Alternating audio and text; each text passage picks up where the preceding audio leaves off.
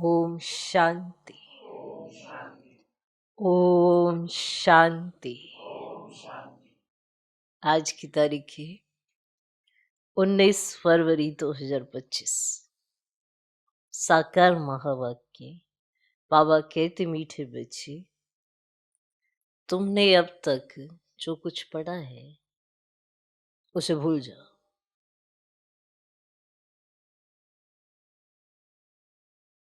तुमने अब तक जो कुछ पढ़ा है उसे भूल जाओ। जो भी शास्त्रों में बातें लिखी हैं, जो भी ग्रंथों में लिखा है, जो भी लिखा है, भगवान के बारे में तो लिखा है, पर भगवान के बारे में ही नहीं लिखा है कि आखिर भी वो है कौन। इसीलिए वो नहीं आना पड़ता है ये बताने के लिए कि आखिर भी मैं हूँ कौन। पर कई बार क्या होता है, बाबा आते हैं तो हम बाबा से शास्त्रों की बातें कर रहे होते हैं।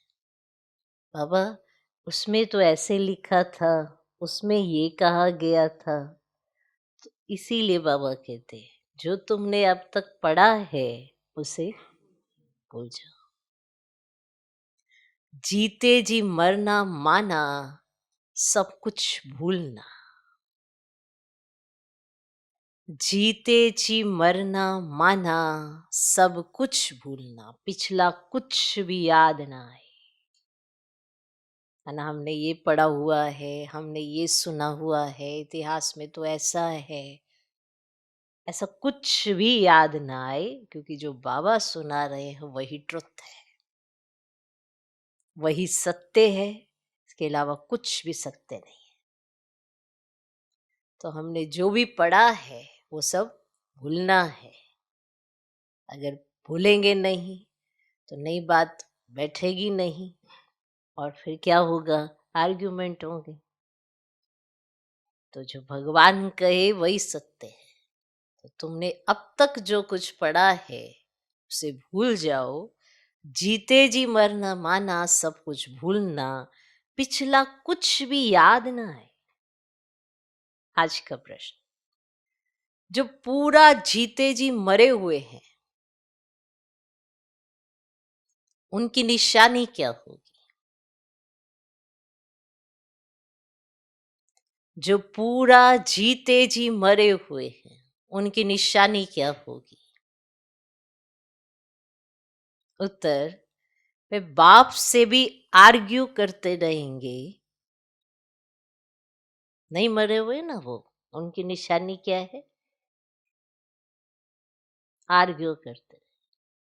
जो पूरा जीते जी मरे हुए नहीं है उनकी निशानी क्या होगी? क्या होगी? वे बाप से भी आर्ग्यू करते रहेंगे,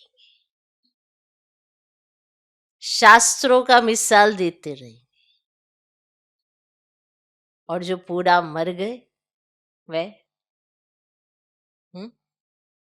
और जो पूरा मर गए वह कहेंगे बाबा जो सुनाते वही सच है। जो पूरा मर गए वह कहेंगे बाबा जो सुनाते वही सच है। हमने आधा कल्प जो सुना वह झूठी था। ये किसकी निशानी? जो पूरा मर गए। कि हमने आधा कल्प जो सुना वह झूठी था, इसीलिए अब उसे मुख पर भी ना लाए कि हमने ये सुना है, हमने ये पढ़ा है, बाबा उसमें ऐसा लिखा हुआ है। ये सब बातें मुख पर भी ना लाए। बाप ने कहा है हियर नो इविल। करते हैं ना कि उस बुक में तो ऐसा लिखा हुआ है, वहां तो ऐसा लिखा हुआ है, आप ऐसा कह रहे हैं। निश्चय नहीं है क्या? बाप जो है जैसा है वही सत्य है, और वह सत्य सुना रहे हैं। तो जब सत्य सुन रहे हैं तो फिर आर्ग्यूमेंट किस बात की? वो जो कहेंगे वही तो राइट है, उसके अलावा तो सब रोंग है। ऐसा मान के चलने वाला मरा हुआ है, बाकी जिंदा है। मरे हुए हैं या जिंदा है? मर गए, अच्छा, कभी आर्ग्यूमेंट नहीं करेंगे, पक्का? अच्छा, कभी आर्ग्यू नहीं करेंगे, पक्का? आज का गीत है ओम नमो शिवाय।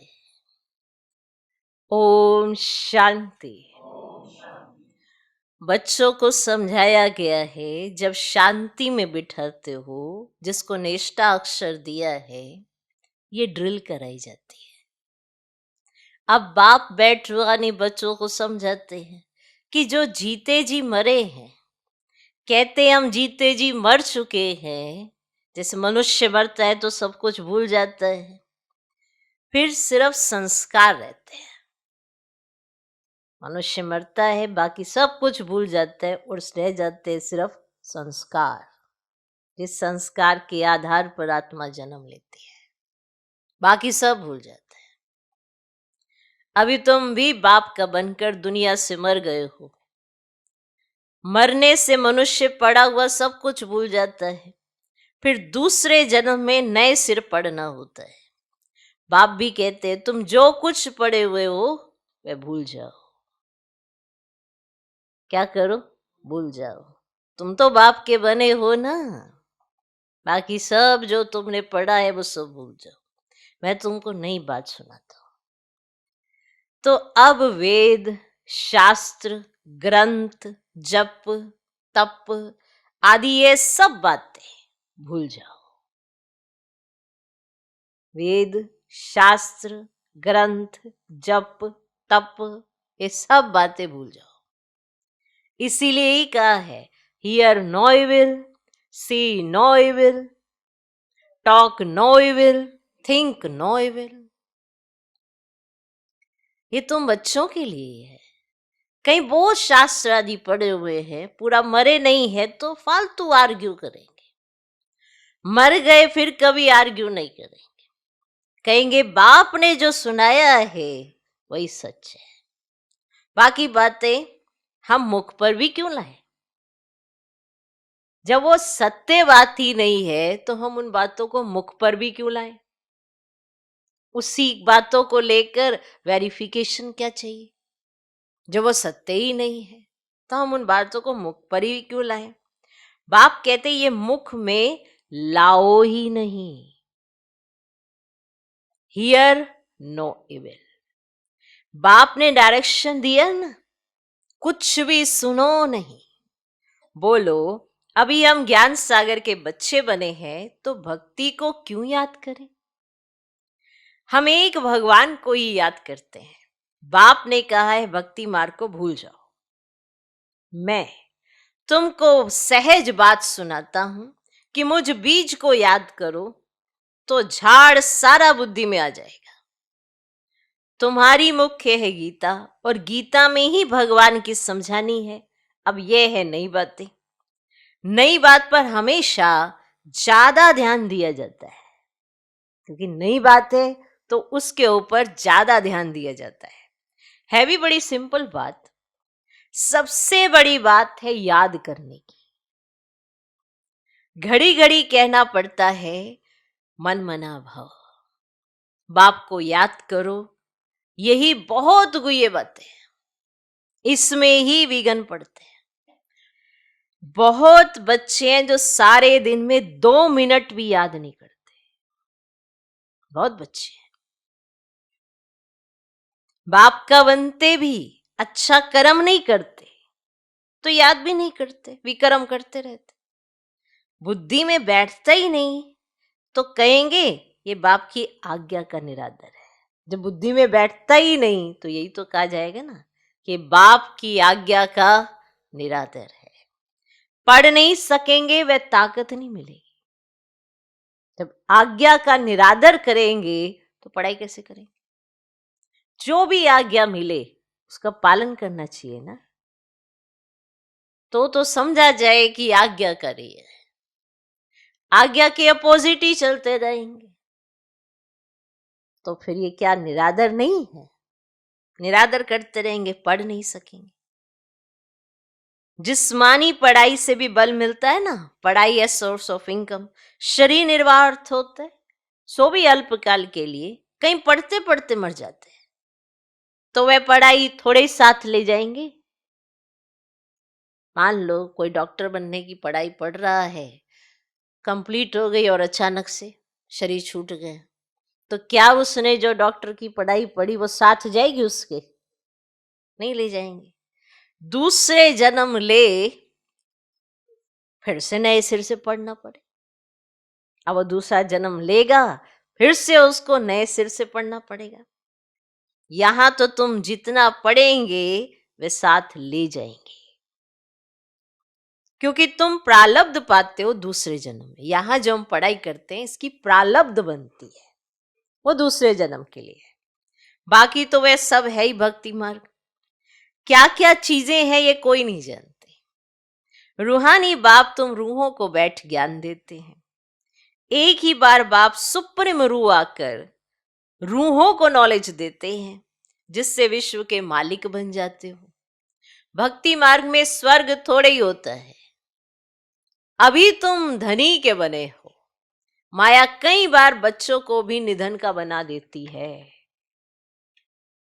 बच्चे भी निधन के बन जाते हैं, है ना। अब आप सोचो, बने हम धनी के, बच्चे बने तभी ना। लेकिन कई बार माया बच्चों को भी निधन का बना देती है। छोटी छोटी बातों में आपस में लड़ पड़ते हैं। तो ये क्या धनी के बच्चे? क्या ये धनी के बच्चे हैं जो लड़ाई झगड़ा करते, आपस में लड़ाई करते? क्या ये धनी के बच्चे हैं? नहीं। तो धनी के बच्चे बनकर निधन के बन जाते हैं कि इनका कोई धनी दोरी नहीं है, किसकी नहीं सुनते, बाप की याद में ही नहीं रहते, तो निधन के हुए ना।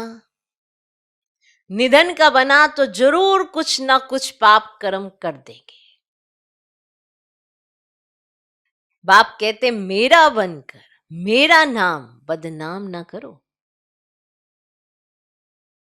एक दो से बड़ा प्रेम से चलो, प्यार से चलो,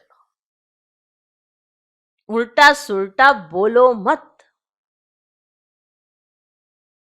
क्योंकि बदनामी तो बाप की होती है ना। अगर ऐसे कोई झगड़ा करते हैं, उनको क्या, वो तो झगड़ रहे हैं, लेकिन ये तो देखा जाता है ना किसके बच्चे हैं, कौन ये झगड़ रहे हैं। तो निरादर किसका कराया? बाप का ना। इसीलिए अपनी हर एक्टिविटी पर नजर होनी चाहिए कि हम क्या कर रहे हैं। बाप को ऐसी ऐसी अहिल्याएं, कुब्जाएं, भीलनियों का भी उद्धार करना पड़ता है। कहते हैं भीलनी के बेर खाए, यही सुना ना आपने कि भीलनी के बेर खाए। अब ऐसे ही भीलनी के थोड़े खा सकते हैं, ऐसे ही थोड़ा कि भीलनी जा रही है उसके बेर खा लेंगे। पहले भीलनी को ब्राह्मणी बनना पड़े। भीलनी से जब ब्राह्मणी बन जाती है तो फिर क्यों नहीं खाएंगे? फिर तो उसके पास जो है वो स्वीकार करेंगे। किसके? जब भीलनी से ब्राह्मणी बन, फिर ये नहीं देखा जाएगा उसके पास कितनी धन दौलत है। भीलनी थी, अब वो ब्राह्मणी बन गई। जो भी उसके पास करना दाना होगा, जो भी उसके पास बेर होंगे, वो बाबा खाएंगे। तो क्यों नहीं खाएंगे? क्योंकि अब भीलनी से ब्राह्मणी बन गई। इसीलिए ब्रह्मा भोजन की महिमा है। शिव बाबा तो खाएंगे नहीं, वह तो अभोक्ता है। बाकी ये रथ तो खाते हैं ना। तुम बच्चों को कोई से आर्ग्यू करने की दरकार नहीं है। हमेशा अपना सेफ साइड रखना चाहिए। अक्षरी दो बोलो, शिव बाबा कहते हैं। शिव बाबा कोई रुद्र कहा जाता है। रुद्र ज्ञान यज्ञ से विनाश ज्वाला निकली तो रुद्र भगवान हुआ ना। अब श्री कृष्ण को तो रुद्र नहीं कहेंगे। विनाश भी कोई श्री कृष्ण नहीं कराते। बाप ही स्थापना विनाश पालना कराते, खुद कुछ नहीं करते, नहीं तो दोष पड़ जाए। वह है करन करावनहार। बाप कहते हम कोई कहते नहीं है कि विनाश करो, ये सारा ड्रामा में नूंदा हुआ है। शंकर कुछ करता है क्या? कुछ भी नहीं। ये सिर्फ गायन है कि शंकर द्वारा विनाश, बाकी विनाश तो वे आप ही कर रहे हैं। ये अनादि बना हुआ ड्रामा है जो समझाया जाता है। रचयिता बाप को ही सब भूल गए हैं। कहते गॉडफादर रचयिता है, परंतु उनको जानते ही नहीं। समझते हैं कि वे दुनिया क्रिएट करते हैं। बाप कहते मैं क्रिएट नहीं करता हूं, मैं चेंज करता हूं। मैं चेंज करता हूं, कलयुग को सतयुग बनाता हूं, मैं संगम पर आता हूं, जिसके लिए तो गाया हुआ है सुप्रीम ऑस्पोशियस युग। और भगवान कल्याणकारी है, सबका कल्याण करते, परंतु कैसे और क्या कल्याण करते हैं ये कुछ जानते नहीं। अंग्रेजी में कहते हैं लिबरेटर, गाइड, परंतु उनका अर्थ थोड़े ही समझते हैं। कहते भक्ति के बाद भगवान मिलेगा, सदगति मिलेगी। अब सर्व की सदगति तो कोई मनुष्य कर ना सके, नहीं तो परमात्मा को पतित पावन सर्व का सदगति दाता क्यों गाया जाए। और बाप को कोई भी जानते ही नहीं है, निधन के हैं, तो बाप से विपरीत बुद्धि है। अब बाप क्या करे? बाप तो खुद मालिक है। उनकी शिव जयंती भी भारत में मनाते हैं। बाप कहते मैं आता हूं भक्तों को फल देने, आता भी भारत में हूं। उनकी शिव जयंती भी भारत में मनाते। बाप कहते मैं आता हूं भक्तों को फल देने, आता भी भारत में हूं। आने के लिए मुझे शरीर तो जरूर चाहिए ना, प्रेरणा से थोड़े ही कुछ होगा। इनमें प्रवेश कर इनके मुख द्वारा तुमको ज्ञान देता। गौमुख की बात नहीं है, ये तो इस मुख की बात है। मुख तो मनुष्य का चाहिए, ना कि जानवर का। इतना भी बुद्धि काम नहीं करती। दूसरी तरफ फिर भागीरथ दिखाते हैं, वे कैसे और कब आते जरा भी किसको पता नहीं। तो बाप बच्चों को बैठ समझाते हैं कि तुम मर गए तो भक्ति मार्ग को एकदम भूल जाओ। शिव भगवान वाच मुझे याद करो तो विक्रम विनाश हो जाएंगे, मैं ही पतित पावन हूं। तुम पवित्र हो जाएंगे, फिर सबको ले जाऊंगा। मैसेज घर घर में दो। बाप कहते मुझे याद करो तो विक्रम विनाश होंगे, तुम पवित्र बन जाएंगे। विनाश सामने खड़ा है, तुम बुलाते भी तो हो ना कि हे पतित पावन आओ, पतितों को पावन बनाओ, राम राज्य स्थापन करो और रावण राज्य से मुक्त करो। वे हर एक अपने अपने लिए कोशिश करते, तो बाप तो कहते मैं आकर सर्व की मुक्ति करता हूं। सभी 5 विकार रूपी रावण की जेल में पड़े हैं, मैं सर्व की सदगति करता हूं। मुझे कहा भी जाता है दुख हरता सुख करता। राम राज्य तो जरूर नई दुनिया में होगा। तुम पांडवों की अभी है प्रीत बुद्धि, कोई कोई की तो फौरन प्रीत बुद्धि बन जाती है, कोई कोई की आहिस्ते आहिस्ते प्रीत जुटती है। कोई तो कहते बस हम सब कुछ बाप को सरेंडर करते हैं, सिवाय एक के दूसरा कोई रहा ही नहीं, सबका सहारा एक गॉड ही है। तो कितनी सिंपल से सिंपल बात है। बाप को याद करो और चक्र को याद करो तो चक्रवर्ती राजा रानी बने। ये स्कूल है ही विश्व का मालिक बनने का, तब चक्रवर्ती राजा नाम पड़ा है। चक्र को जानने से फिर चक्रवर्ती बनते हैं, इसीलिए चक्रवर्ती राजा कहा जाता है। वरना चक्रवर्ती राजा का अर्थ क्या है? चक्र को जानने से बने चक्रवर्ती राजा। और चक्र को कब जाना? संगम पर। तो ये टाइटल फिर चला आता है। ये बाप ही समझाते हैं, बाकी आर्ग्यू कुछ भी नहीं करनी है। बोलो भक्ति मार्ग की सब बातें छोड़ो। बाप कहते हैं सिर्फ मुझे याद करो। मूल बात ही यह है, जो तीव्र पुरुषार्थी होते हैं ना, वे जोर से पढ़ाई करने लग पड़ते हैं, वो जोर से पढ़ाई में लग जाते हैं। जिनको पढ़ाई का शौक होता है वे सवेरे उठकर पढ़ाई करते हैं। भक्ति वाले भी सवेरे उठते हैं। नोंदा भक्ति कितनी करते हैं, जब सिर काटने लगते तो साक्षात्कार होता है। अब यहां तो बाबा कहते हैं ये साक्षात्कार भी नुकसानकारक है। साक्षात्कार में जाने से ना पढ़ाई और योग दोनों बंद हो जाते हैं, टाइम वेस्ट हो जाता है। इसीलिए ध्यान आदि का शौक तो बिल्कुल नहीं रखना है। यह भी बड़ी बीमारी है जिससे माया की प्रवेशता हो जाती है। जैसे लड़ाई के समय न्यूज सुनाते हैं ना, तो बीच में ऐसी कुछ खराबी कर देते हैं जो कोई सुन ही ना सके। पहले रेडियो पे ऐसा होता था ना, तो ऐसी खराबी कर दी जाती है। तो माया भी ऐसी है। माया भी बहुतों को बिगड़ डालती है, जो बाप की बात ही सुनने नहीं देती। यहाँ बैठे हैं बाप की बात सुनने के लिए, बाबा का पत्र सुनने के लिए, पर ध्यान ही नहीं है, सुन ही नहीं पाते, अपने आप को भी नहीं समझाते कि हम क्या कर रहे हैं। खुद को समझाएं तो कुछ अलर्ट हो ना, तो ऐसे माया सुनने ही नहीं देती है। खराबी है, बहुत बड़ी बीमारी है ये तो माया भी बहुतों को बिगड़ डालती है, बाप को याद करने ही नहीं देती है। तो समझा जाता है इनकी तकदीर में विघन है। देखा जाता है कि माया की प्रवेशता तो नहीं है, बेकायदे तो कुछ बोलते हैं तो फिर झट बाबा नीचे उतार देंगे। बहुत मनुष्य कहते हैं हमको सिर्फ साक्षात्कार होना तो इतना सब धन माल आदि हम आपको दे देंगे, बस हमें आप साक्षात्कार कराओ कि आप जो कह रहे हो वो सत्य है, आप हमें साक्षात्कार करा दो। ये जो भी हमारे पास धन माल है ना, सब कुछ हम आपको दे देंगे। बाबा कहते हैं ये तुम अपने पास ही रखो, बाबा को नहीं चाहिए, अपने पास रखो। भगवान को तुम्हारे पैसे की क्या दरकार रखी, बताओ। भगवान को क्या पड़ी है तुम्हारे पैसों की, तुम अपने पास रखो पैसे। बाप तो जानते हैं इस पुरानी दुनिया में जो कुछ है सब भस्म हो जाएगा।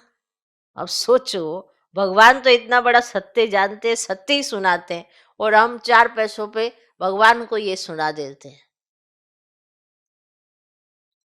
बाबा क्या करेंगे तुम्हारे पैसे का, बाबा क्या करेंगे? बाबा पास तो फुरी फुरी मना बूंद बूंद तालाब हो जाएगा। बाप के डायरेक्शन पर चलो, हॉस्पिटल कम यूनिवर्सिटी खोलो, जहां कोई भी आकर विश्व का मालिक बन सके। 3 पैर पृथ्वी में बैठ तुमको मनुष्य को नर से नारायण बनाना है, परंतु 3 पैर पृथ्वी के भी नहीं मिलते हैं। तो बाप कहते मैं तुमको सभी वेदों शास्त्रों का सार बताता हूँ। ये शास्त्र है सब भक्ति मार्ग के। बाबा कोई निंदा नहीं करते हैं, ये तो खेल बना हुआ है, ये सिर्फ समझाने के लिए कहा जाता है तो फिर भी खेल ना, तो खेल की हम निंदा नहीं कर सकते हैं। हम कहते ज्ञान सूर्य ज्ञान चंद्रमा, तो फिर वह चंद्रमा आदि में जाकर ढूंढते हैं, उसमें ज्ञान है शायद। वहां कोई राजा ही रखी है क्या? जापानी लोग सूर्य को मानते हैं, हम कहते सूर्यवंशी, वे फिर सूर्य की बैठ पूजा करते हैं, सूर्य को पानी देते हैं। तो बाबा ने बच्चों को समझाया कोई भी बात में क्या नहीं करना, जास्ती आर्ग्यू नहीं करने, बात ही एक सुनाओ। बाप कहते हैं मामेकम याद करो तो पावन बनेंगे। अभी रावण राज्य में सभी पतित है, परंतु अपने को पतित तो कोई मानते थोड़े ही हैं। बच्चे तुम्हारी एक आंख में शांति धाम, एक आंख में सुख धाम, बाकी इस दुख धाम को भूल जाओ। तुम हो चैतन्य लाइट हाउस। अभी प्रदर्शनी में भी नाम रखा है भारत दी लाइट हाउस, लेकिन वे कोई थोड़े ही समझेंगे। तुम अभी लाइट हाउस हो ना, पोर्ट पर लाइट हाउस स्टीमर को रास्ता बताते हैं। तुम भी सबको रास्ता बताते हो मुक्ति और जीवन मुक्ति धाम का।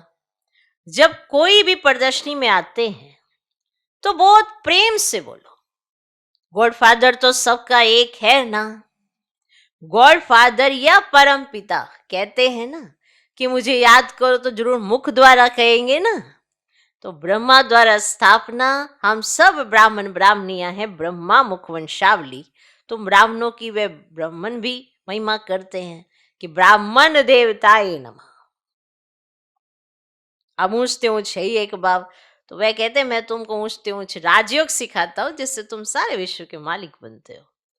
वह राजाई तुमसे कोई छीन ना सके।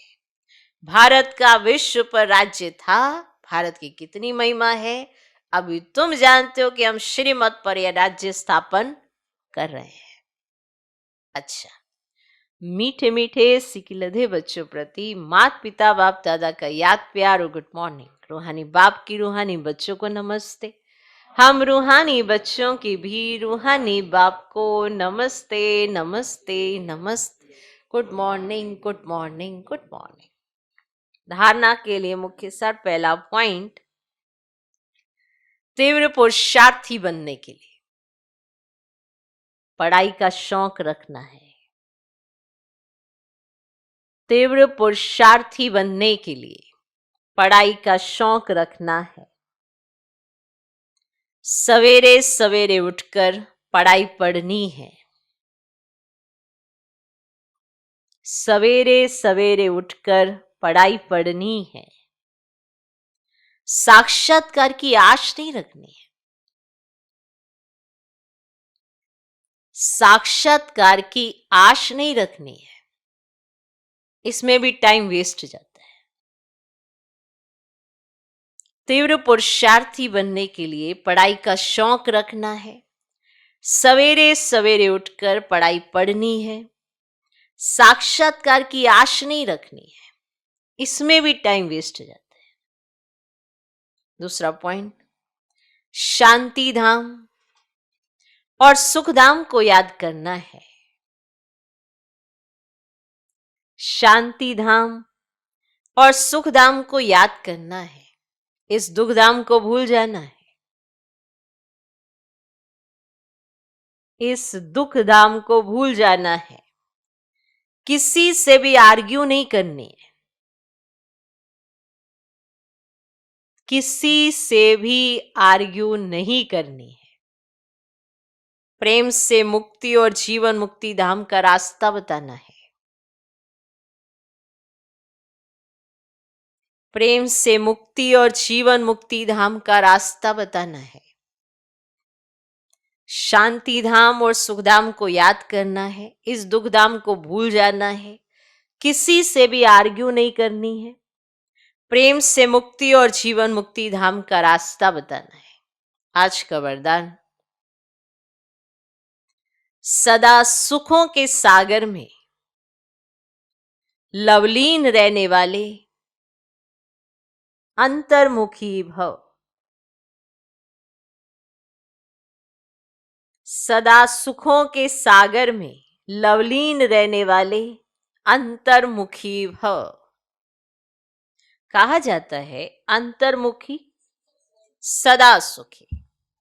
जो बच्चे सदा अंतर्मुखी भव का वरदान प्राप्त कर लेते हैं वे बाप समान सदा सुख के सागर में लवलीन रहते हैं।